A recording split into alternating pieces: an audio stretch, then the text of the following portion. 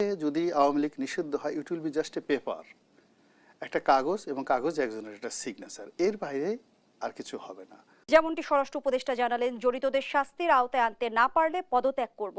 কিন্তু আমি যদি আরো একটি তথ্য আপনার সামনে উপস্থাপন করি, যে আব্দুল হামিদের বিদেশ যাওয়া ঠেকাতে 3 মাস আগে এসবিতে আবেদন করেছিল কিশোরগঞ্জ জেলা পুলিশ, এমনকি ডিএমপি কে জানানো হয়েছিল। তাহলে কার সিগন্যালে আসলে আব্দুল হামিদ দেশ ত্যাগ করতে পারলেন? উনি ওনার নিজের সিগন্যালে করেছেন। এ কারণে হলো, আপনি তো আব্দুল হামিদ সাহেবকে নিজে নিজে ব্যক্তিগতভাবে চিনেন না। ওনার সাথে কখন দেখা সাক্ষাৎ হয়েছে? হয়নি। He is a magic man. 7 থেকে 8 বার এমপি হয়েছেন, স্পিকার ছিলেন, রাষ্ট্রপতি ছিলেন।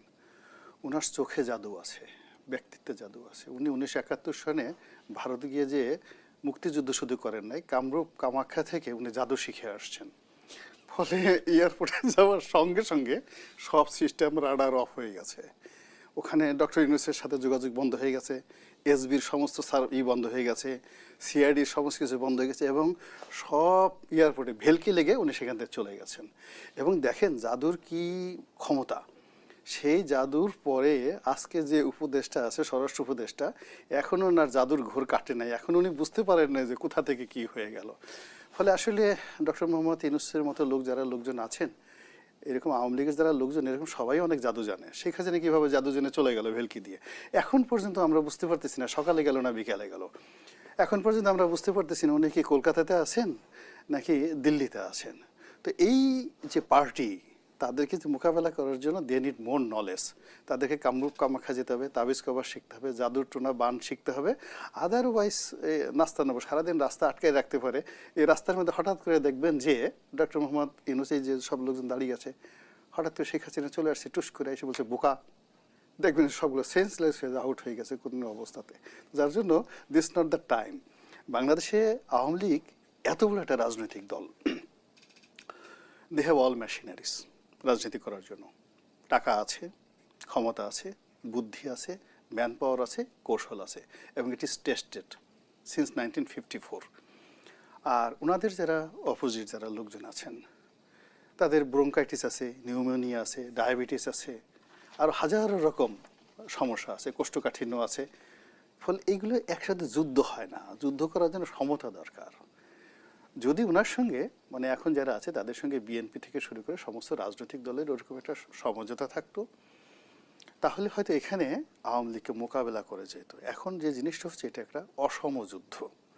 এই অসম যুদ্ধে যদি আওয়ামী লীগ নিষিদ্ধ হয়, it will be just a paper, একটা কাগজ, এবং কাগজে একজনের একটা সিগনেচার, এর বাইরে আর কিছু হবে না। মূলত রাজনীতিটা থাকে মানুষের মস্তিষ্কে, এবং রাজনীতির যে চিন্তা চেতনা মানুষের হৃদয়ে থাকে, এবং হৃদয় এবং মস্তিষ্ক এমনভাবে আন্দোলিত করে মানুষকে।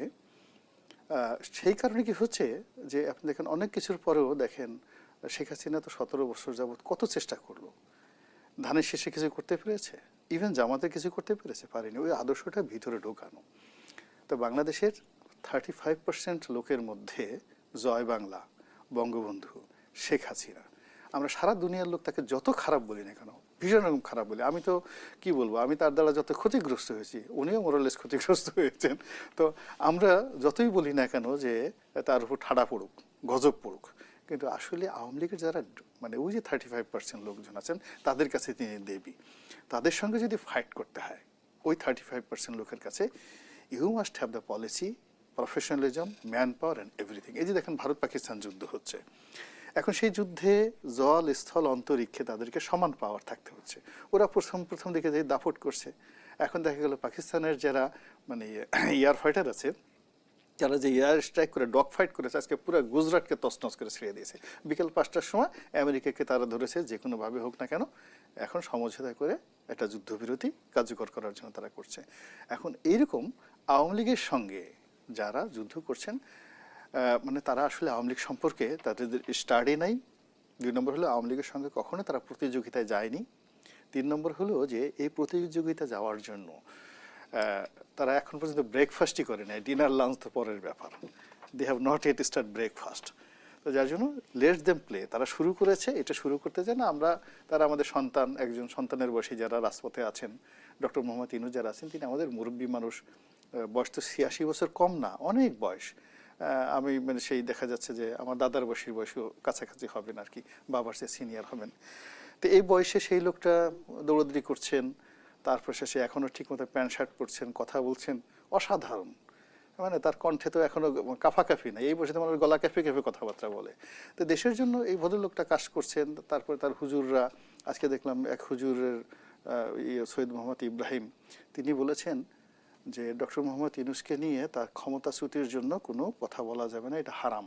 এর কারণ হলো আল্লাহ রাব্বুল আলামিন নবুয়ত যেভাবে নাজিল করে, উনি কিন্তু জামাতের খুব একজন আধ্যাত্মিক নেতা, ইব্রাহিম সাহেব, মুফতি মোহাম্মদ সৈয়দ মোহাম্মদ ইব্রাহিম, তো উনি আধ্যাত্মিক নেতা এবং দেলোয়ার হোসেন সাইদি সাহেবের বিআই।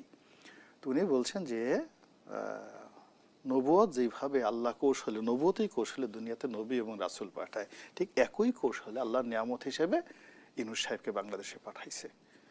ওনার কিন্তু লক্ষ লক্ষ ভক্ত আছে, এবং জামাতের যত ভক্ত আছে, আপনি আমি যত কিছু বলি না কেন, তারা কিন্তু ওইভাবে বিশ্বাস করে। তো কাজী উই মাস্ট হ্যাভ এ, যাকে বলে, রেসপেক্ট টু ডক্টর ইউনূস, যে এই বয়সে ৮৬ বছর বয়সে আল্লাহ রাব্বুল আলামিন ওনাকে আমাদের মধ্যে দান করেছেন। একটু তো ধৈর্য ধারণ করতে হবে, আমরা তো সেই ধৈর্য ধারণ করে আছি, ধৈর্য ধারণ করেছি। তাকে, সে যে কাজটা করতে চাচ্ছে তাকে করতে দেন, ছেলে মেয়েরা যা করতে চাচ্ছে তারাও সেটা করুক, এবং তারা করতে করতে আস্তে আস্তে শিখবে, আস্তে আস্তে শিখবে। আমি একবার যখন সংসদ সদস্য ছিলাম তখন ডক্টর দীপুমণিকে নিয়ে একটা কথা বলছিলাম, যে Dipu Moni, we are all the same age. তো এখন তাকে পররাষ্ট্রমন্ত্রী বানানো হয়েছে, এটা সবচেয়ে বড় মন্ত্রণালয়, কিছু এখানে জানতে হয়। তো শেখ হাসিনা মাননীয় প্রধানমন্ত্রী, তিনি তো তাকে মন্ত্রিত্ব চালানোর জন্য এখানে দেন নাই, মানে ওনাকে দিয়েছেন এগুলো, তুমি এই বছর দেখা সাক্ষাৎ করো, বিদেশ সিদেশ ঘুরো, এয়ারপোর্ট চিনো, পরের বার যখন আবার হবা তখন থেকে কাজ করো। তো এখন এই যে যে কাজকর্মগুলো করতেছে সবাই, মূলত তারা রাজনীতি শিখছে। একটা ধাক্কা দিচ্ছে আওয়ামী লীগকে, একটা ধাক্কা দিচ্ছে বিএনপি, একটা ধাক্কা দিচ্ছে জামাতকে, জনগণকে একটা ধাক্কা দিচ্ছে। ধাক্কার পর এই যে যে প্রতিক্রিয়াগুলো হচ্ছে, এই প্রতিক্রিয়াগুলো আসলে কিভাবে কাজ করে, এটা যতক্ষণ না পর্যন্ত তারা না বুঝবেন, ততক্ষণ পর্যন্ত আমরা তাদেরকে বোঝাতে পারব